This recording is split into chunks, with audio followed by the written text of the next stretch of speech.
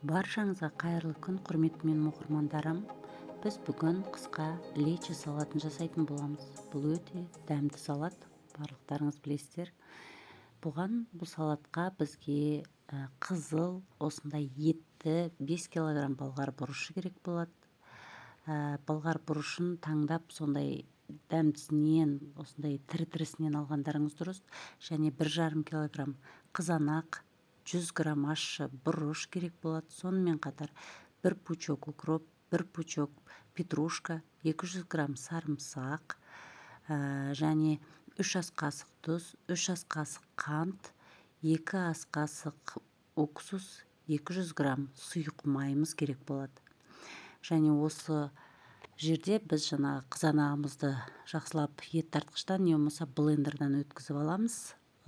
Жаңа қызанағымызға ащы бұрышымызды қосып өткізгеніміз дұрыс. Ал болгар бұрышын төртбұрыштап әдемілеп турайтын боламыз. Міне біз енді жаңа қызанағымызды өткізіп алдық ет тартқыштан. Бұл жерде ащы бұрышымды бәрін қосып жібердім. Және сонымен қатар қазанға 200 грамм сұйық майымды құйып, үстіне жаңа тартылған қызанағымды салып қойдым. Болгар бұрышымды төртбұрыштап осылай әдемілеп жақсылап турап алдым. Мына жерде біз бірден үстінен жаңағы барлық дайындалған массаның барлығын біріктіріп қазанға салып аламыз. 200 грамм сұйық май құйып, оның үстіне жаңа 1,5 килограмм қызанағымызды, 100 грамм ащы бұрышымызды бәрін осы қазанға саламыз.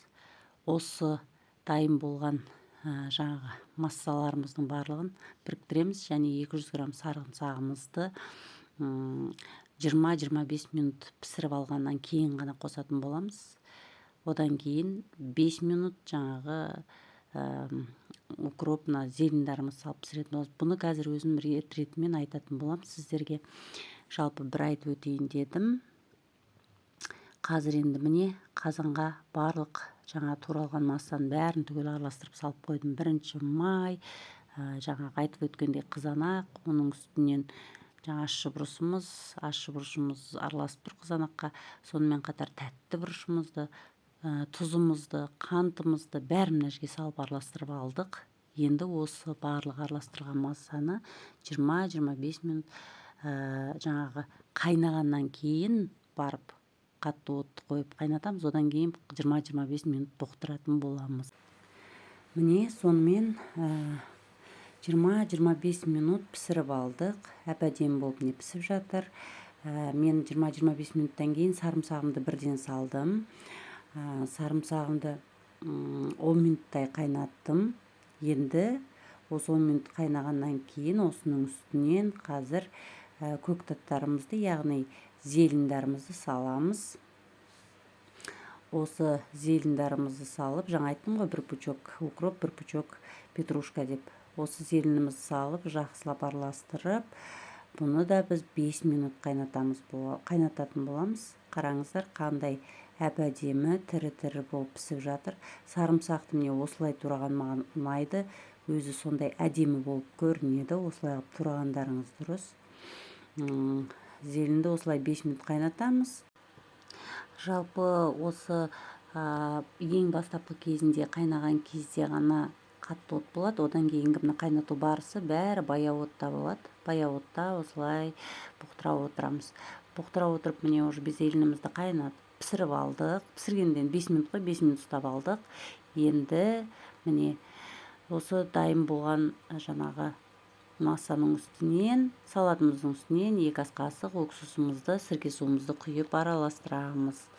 Мен міне осы уақыт аралығында бұғанға дейін жаңағы банкілерімді стерилизация жасап қойған болатымын. Оны видеоға сіздерге көрсетпей қояйын дедім, бәріңіз білесіздер.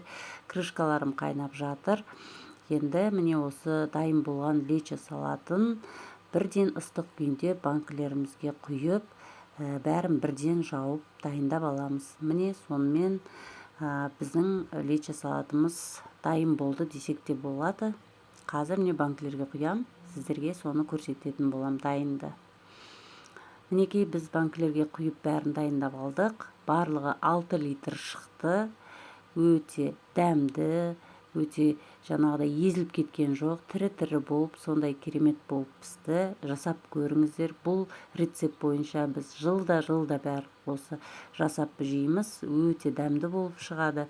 Дәмі деген енді жасап көрген адам ғана дәмін татқан кезде ғана сезетін боласыздар. Сондықтан да жасап көріңіздер. Қысқаша бірден түсінікті болсын деп осылай негізгі жерлерін көрсеттім. Турау жолын, жаңағы банкілерді стерилизация жасау деген сияқтылардың бәрін сіздер оны жақсы білесіздер. Сондықтан да мен сіздерге дайын осылай қысқа әрі нұсқа осылай түсіруді жөн көрдім.